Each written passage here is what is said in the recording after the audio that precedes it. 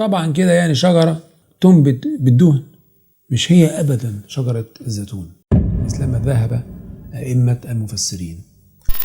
طيب فاكرين قصة يوسف وارتباطها بقوافل بتنقل المر والبخور؟ فاكرين قصة ميلاد المسيح ابن مريم وقدوم الشيوخ المجوس بهدايا من اللبان والمر والذهب؟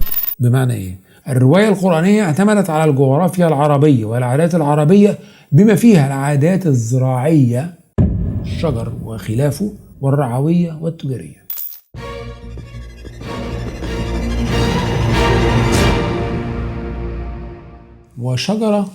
وشجرة تخرج من طور سيناء تنبت بالدهن وصبغ للآكلين.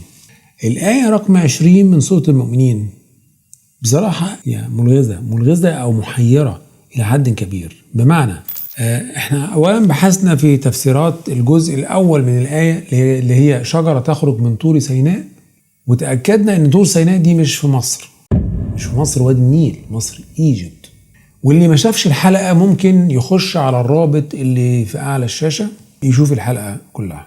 نرجع بعد المقطع الثاني للآية اللي هو موضوع الحلقة بتاعتنا النهاردة، اللي هو تنبت بالدهن وصبغ للآكلين. الآية اللي هي الجزء ده أو المقطع اللي هو محير شوية. يعني يا ترى في هناك شجرة بتنبت دهن؟ يعني في شجرة بتطلع دهن؟ طب ازاي؟ وايه علاقة الشجرة دي بقصص بني إسرائيل؟ يعني احنا مش هنقعد نبحث في الشجرة، احنا في الآخر هنجد ربط هايل بين الشجرة دي وجغرافيتها والتجارة بتاعتها وقصص بني إسرائيل. هل معرفة جغرافية وتاريخ الشجرة دي هيساعدنا في إثبات نظريتنا بعدم حدوث أي من القصص الإسرائيلي؟ وأهمها قصة موسى وفرعون في مصر وادي النيل، قصة موسى وفرعون المعروفة بقصة الخروج. طيب تعالوا نشوف آراء شيوخ المفسرين المسلمين المعتبرين بخصوص هذه الآية. بداية التفاسير كلها بتجمع أن معنى الشجرة في الآية 20 من سورة المؤمنين هي شجرة الزيتون. كلهم بيتفقوا على أنها شجرة زيتون، بمعنى أن أخرجنا لكم شجرة الزيتون التي تنبت حول جبل طور سيناء ويعصر منها الزيت فيدهن بقى ويؤتدم به. بس احنا هنتأكد في الحلقة دي ان الكلام ده مش صح. تعالوا نشوف التفاسير. هنبتدي بالسعدي. التفسير السعدي بيقول ايه؟ شجرة تخرج من طور سيناء يعني شجرة زيتون. خصت بالذكر ليه بقى؟ لأن مكانها خاص في أرض الشام. ويستطرد السعدي ويضيف أنه ولمنافع هذه الشجرة التي ذكر بعضها في قوله تنبت بالدهن وصبغ للآكلين، أي فيها زيت، والزيت هو الدهن. تفسير البغوي بقى. البغوي قال ايه؟ أنشأنا لكم شجرة تخرج من طور سيناء وهي الزيتون. تنبت يعني تثمر بالدهن وهو الزيتون. مرة أخرى البغوي بيميل إلى اعتبار الشجرة زيتونة. جعل الله في هذه الشجرة أدما ودهنا، فالأدم هو الزيتون والدهن هو الزيت. ويقال أن الزيتون أول شجرة نبتت، الزيتون أول شجرة نبتت في الدنيا بعد الطوفان. ده شيء غريب لأن شجرة الزيتون لا تحتاج ماء جارف يغطي التربة زي الفيضان، بس هنا المفسرين بيحاولوا يعني يجودوا. تفسير بقى ابن كثير في قوله شجرة تخرج من طور سيناء قال هنا الزيتونة برضو، والطور هو الجبل. قوله تنبت بالدهن أي فيها ما ينتفع من الدهن والاصطباغ. برضو ابن كثير كباقي الأئمة بيميل إلى الاعتقاد بأن هذه الشجرة هي شجرة زيتون. تفسير القرطبي بقى. القرطبي بيقول ايه؟ بيقول شجرة عطف على جنات يراد بها شجرة الزيتون، فالصبغ على هذا هو الزيتون. تفسير الطبري بقى يمكن ده آخر تفسير، يقول أنشأنا لكم شجرة تخرج من طور سيناء وشجرة منصوبة عطفا على الجنات ويعنى بها شجرة زيتون. كما حدثني يونس قال أخبرنا ابن وهب قال ابن زيد في قوله وصبغ للآكلين قال هذا الزيتون صبغ للآكلين يأتدمون ويصطبغون به.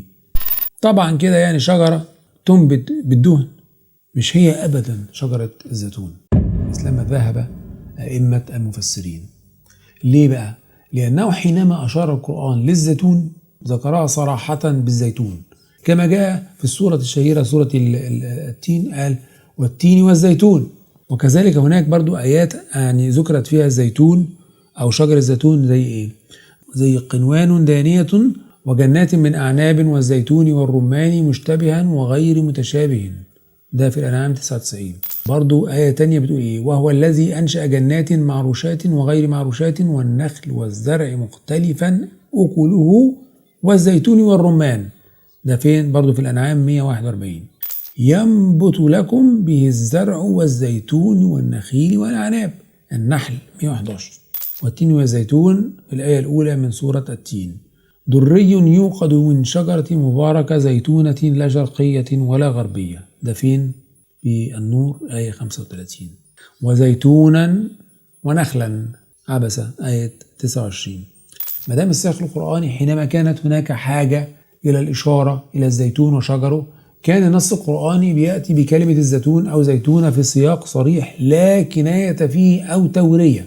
يبقى كان بيقصد إيه بقوله شجرة تنبت بالدهن وصبغ للآكلين؟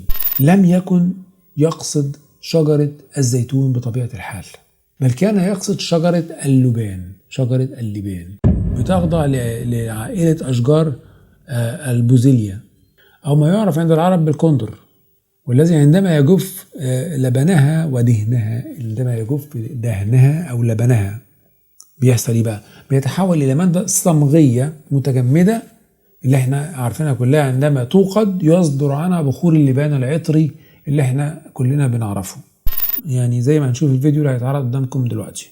يستخرج السائل اللباني بأن تشق قشرة جذع الشجرة فيخرج منها دهن أبيض اللون أو كهرماني، تنبعث منه رائحة عطرة قوية متى أوقد، وكان هذا الصمغ متى جف يصبح قابلا للسحق ناعما. وقد ورد اللبان في الكتاب المقدس بعهديه نحو 20 مرة، ويتم استعماله في البخور والمراسم الدينية والشعبية بطرق علاجية، فمنقوعه له فاعلية علاجية ضد الكحة وأمراض الجهاز التنفسي. ودهانه على الجلد يفيد في التئام الجروح وتطهيرها، وكذلك الحروق ووقف النزيف من الجلد، بمعنى أن الاصطباغ به له فوائد بجانب فوائده فوائد شربه وإضافته كزيت للآكلين، كما جاء عند ابن البيطار وابن سينا. وكان اللبان بيمثل عمود التجارة الأساسي في جنوب شبه الجزيرة العربية قديما، ومصدرا مهما جدا من مصادر التجارة في طريق البخور القديم. خلينا بالنا من الطريق دوت، والذي كان يبدأ من حضرموت وعمان، حيث اشتهرت محافظة ظفار بإنتاج أجود أنواع اللبان في العالم.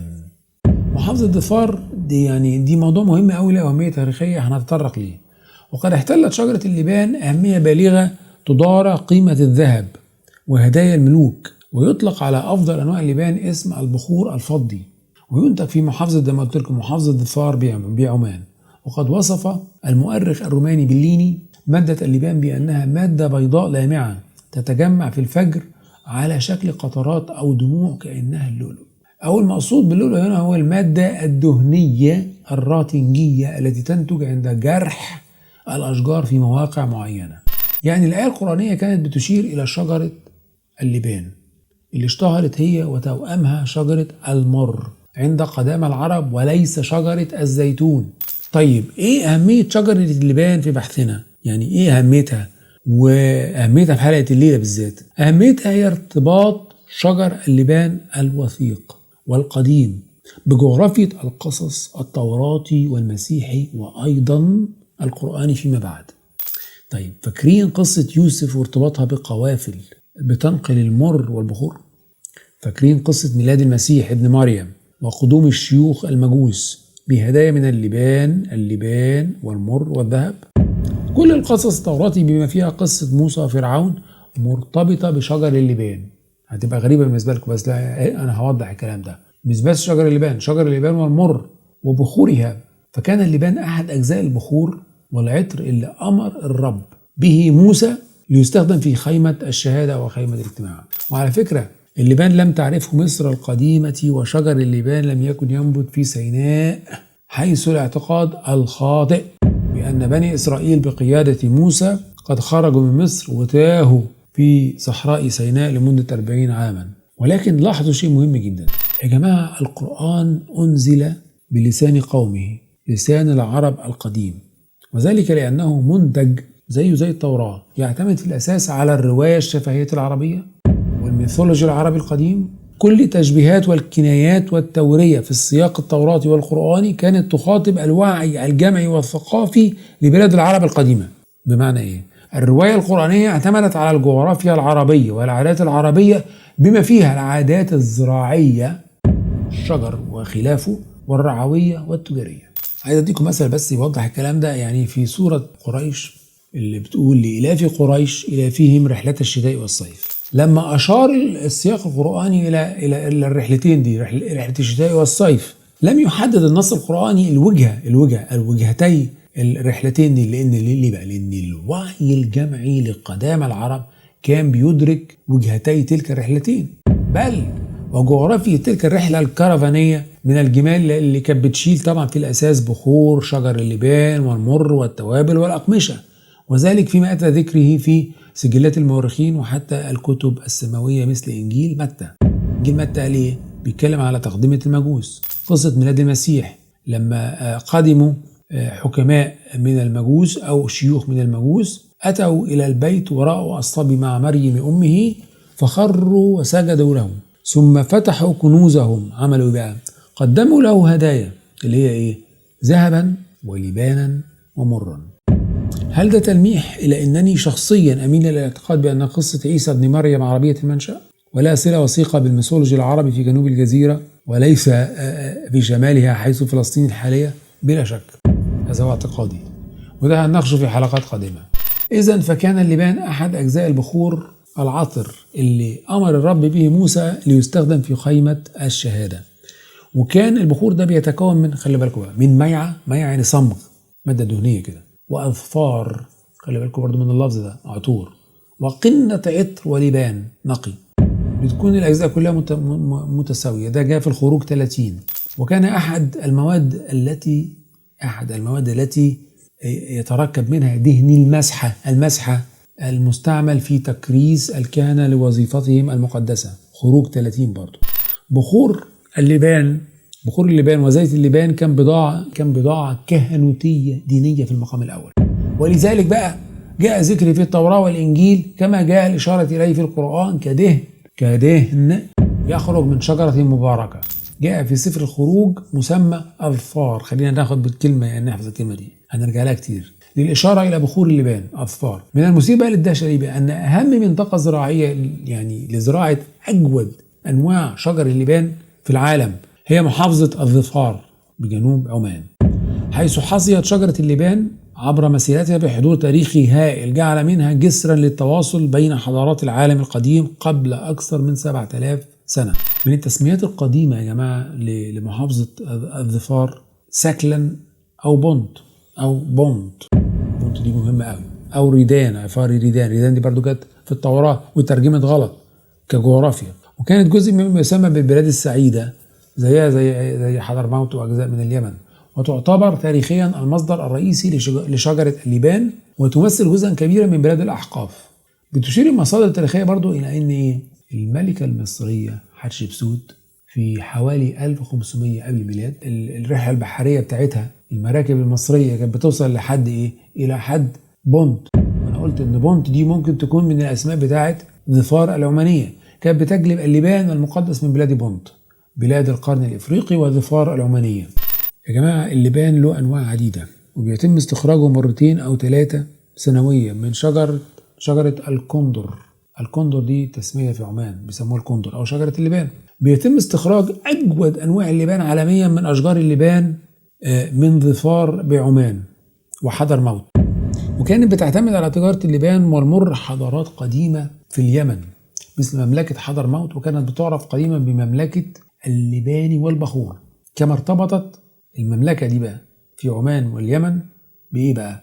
ارتبطت بتجارة اللبان بطريق البخور القديم. يعني في ارتباط وثيق بين تجارة اللبان وطريق البخور القديم اللي هو عبارة عن ايه؟ عن طريق تجاري.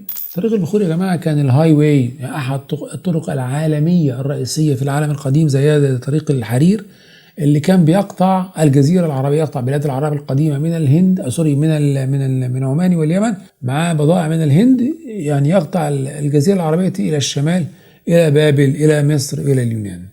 طريق البخور القديم ده والذي انتشرت على دروبه الصحراوية والحضرية معظم حكايات التوراة يعني على جانبي هذا الطريق، طريق البخور القديم اللي بينقل بخور اللبان والمر والأقمشة والذهب والعاج. انتشرت ايه بقى؟ انتشرت معظم حكايات التوراة مثل قصة يوسف وأسره وبيعه، وخروج بني إسرائيل أو ما يعرف بقصة موسى وفرعون.